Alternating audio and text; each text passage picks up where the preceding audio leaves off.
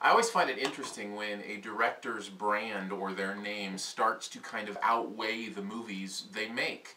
This was the case for like M. Night Shyamalan for a while. His name was the first thing. Oh, it's an M. Night movie. You know, it became a big deal. Spielberg, of course, is like that.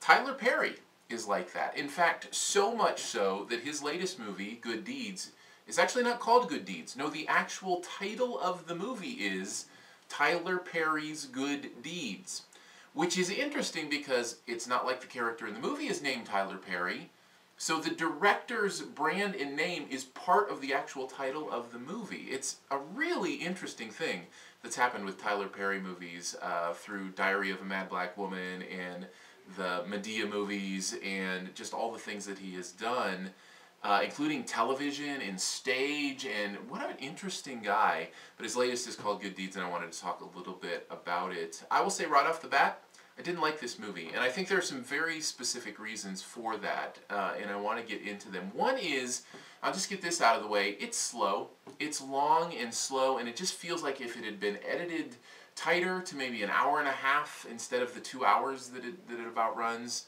it feels like maybe there could have been a better feel to the momentum of the movie. It just felt like it really dragged quite a bit. The acting is not that bad. It's okay in spots, but it feels like bad acting because of the way that it's paced. I don't know if that makes sense, but the performances are halfway decent. There are some moments where they're a little bit over the top. But it's the pacing, I think, that it really suffers from. Speaking of over the top, I think this is the main reason I didn't like this movie.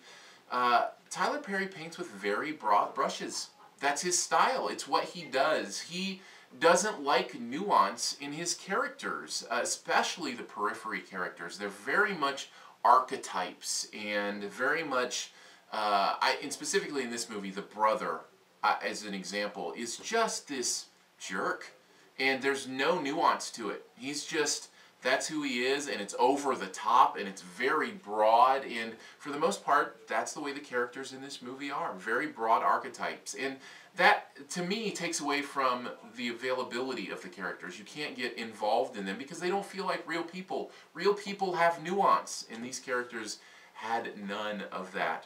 Add to that the fact that I wasn't sure I bought into where the message of this movie landed. I appreciated some of the things it was saying about living life and choosing to live your own life and not the life of the people around you.